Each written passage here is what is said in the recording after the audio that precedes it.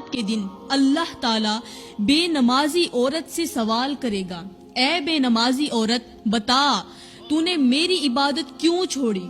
نماز کیوں نہیں پڑھتی تھی؟ وہ عورت کانپتے ہوئے جواب دے گی، یا اللہ میں مجبور تھی۔ اللہ فرمائے گا تیری کون سی مجبوری تھی؟ وہ عورت کہے گی کہ یا اللہ میرے بچے چھوٹے چھوٹے تھے، ان کی دیکھ بھال کرنی پڑتی تھی، گھر کے کام کاج ختم ہی نہیں ہوتے تھے، کچن سنبھالنا پڑتا تھا اور ہر وقت شوہر کی خدمت میں مصروف رہتی تھی، بس ان کاموں کی وجہ سے وقت ہی نہیں ملتا تھا کہ میں تیرے حضور جھک سکوں۔ عورت کا یہ بہانہ سن کر اللہ تعالی غضبناک ہو کر فرمائے گا، فرشتوں جاؤ مسلمانوں کے خلیفہ حضرت عمر کی بیوی کو لے کر آؤ،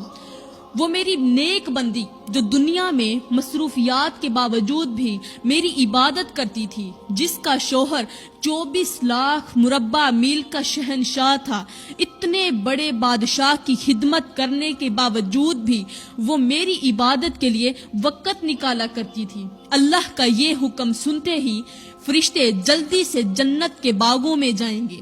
جہاں حضرت عمر کی زوجہ محترمہ سجدے میں سر رکھے اللہ کی حمد و ثنا کر رہی ہوگی،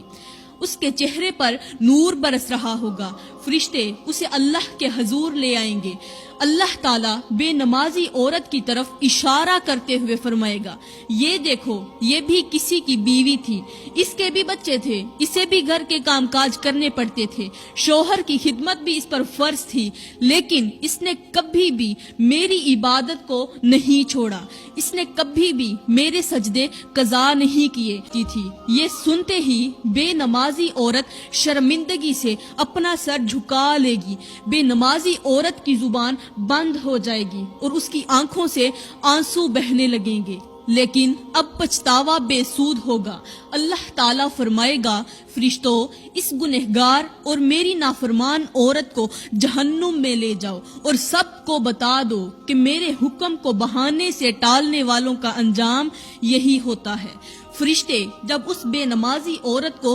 گھسیٹتے ہوئے جہنم کی طرف لے جانے لگیں گے تو وہ عورت تکلیف کے مارے تڑپ اٹھے گی، اس کی چیخیں فضا کو ہلا دیں گی اور وہ درد بھری آواز میں کہے گی، مجھ پر رحم کرو، میں کمزور ہوں، میں یہ عذاب برداشت نہیں کر سکتی، مجھے چھوڑ دو، خدا کے واسطے مجھے معاف کر دو۔ وہ ہاتھ جوڑ کر کہے گی، روتے ہوئے کہے گی، یا اللہ مجھے ایک موقع دے دے، میں تیری نماز پڑھوں گی، تیرے رستے پر چلوں گی، تیرے احکامات کو مانوں گی، اب میں دنیا میں جا کر استغفار کروں گی، توبہ کروں گی، اب میں تہجد پڑھوں گی، روزے رکھوں گی، نوافل بھی پڑھوں گی، میں تیری عبادت کرتی رہوں گی، دن ہے تو تیری عبادت میں گزرے گا، رات تو تیری عبادت میں گزرے گی، میں ہر وقت تیری حمد و ثنا بیان کروں گی، تیرے نبی کی ذات پر درود پاک پڑھوں گی، میں تجھ سے بخشش کی دعا طلب کروں گی، میں اپنے بچوں کو چھوڑ دوں گی، دنیا کو چھوڑ دوں گی، دنیا کی پرواہ بھی نہیں کروں گی، شوہر کی خدمت بھی کروں گی، لیکن تیری عبادت سب سے مقدم ہوگی، وقت پر باجماعت نماز بھی ادا کروں گی، بس سارا وقت تیری نماز میں صرف کر دوں گی۔ اچانک ایک گونجدار آواز سنائی دے گی،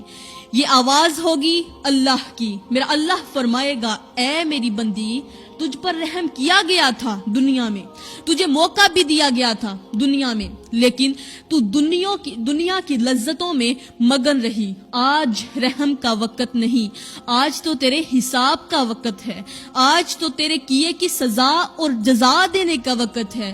یہ سن کر وہ عورت زور سے چیخنے لگے گی،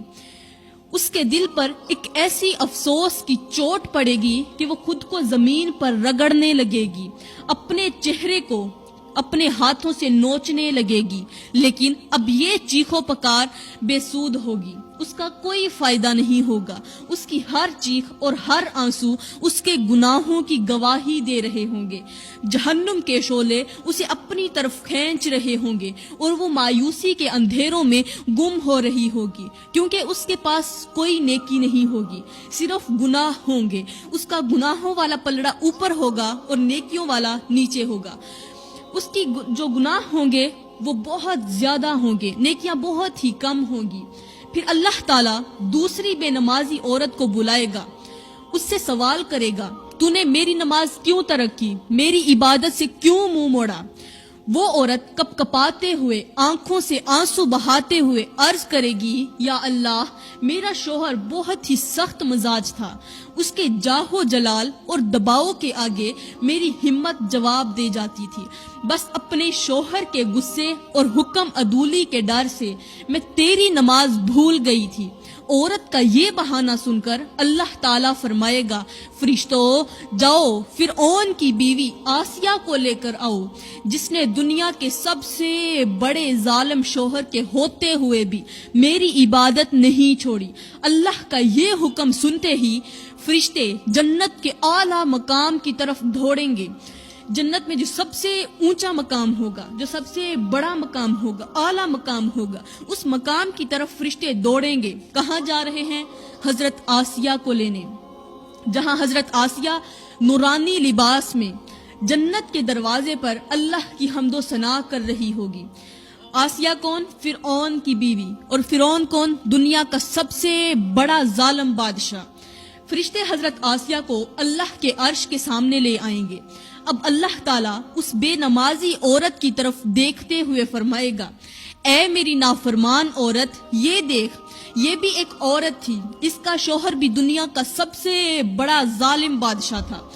جو خود کو رب بھی کہلواتا تھا. میری یہ بندی اپنے شوہر کے ظلم کے باوجود بھی میری پناہ میں رہی اور اپنی جان کی قربانی دینے کے لیے تیار رہی. اس نے کبھی نماز نہیں چھوڑی, کبھی مجھے سجدہ نہیں چھوڑا.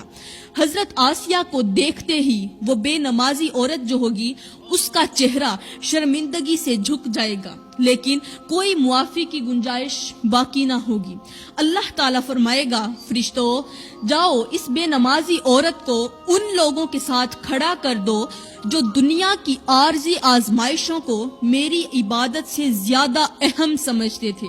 فرشتے اس بے نمازی عورت کو گھسیٹتے ہوئے عذاب کی طرف لے جائیں گے, اور بے نمازی عورت کی چیخ و پکار قیامت کے شور میں دب جائے گی. وہ روئے گی, وہ چیخے گی, پکارے گی, چلائے گی, مدد بھی مانگے گی, معافی بھی مانگے گی, لیکن اس کی تمام چیخ و پکار, قیامت کا شور اتنا زیادہ ہوگا کہ اس کے نیچے دب جائے گا.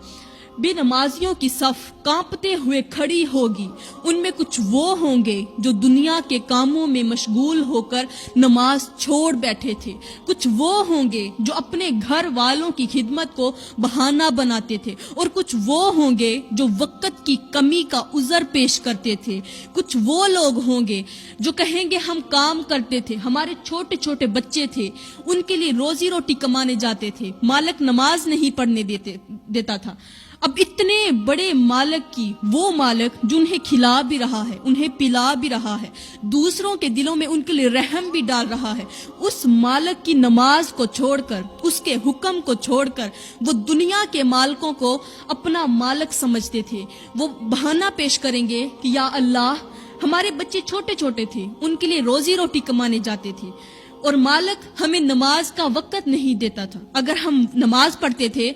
تو اتنے وقت کی ہماری جو تنخواہ تھی اس میں کمی کر دیتے تھے, کٹوتی کر دیتے تھے, اس لیے ہم نماز نہ پڑھ سکے. وہ بے نمازیوں کی صف ہوگی اور وہ اس طرح کے عذر پیش کر رہے ہوں گے. ہائے میری بہنوں, دن میں 5 ٹائم نماز پڑھنے کی اپنی عادت بنا لو, بس یہ سوچ کر کے کہ ہو سکتا ہے یہ نماز تمہاری زندگی کی آخری نماز ہو سکتا ہے یہ اذان تمہارے کانوں میں آخری مرتبہ گونجی ہو, شاید یہ وہ لمحہ ہو جب تمہارا رب تمہیں آخری بار مسجد میں آنے کا موقع دے رہا ہو, تمہیں مصلی پر بیٹھ کر نماز پڑھنے کا, دعائیں مانگنے کا آخری بار موقع دے رہا ہو. سوچو, اگر یہ آخری موقع ہو اور تم نے اسے گنوا دیا تو کیا جواب دوگی؟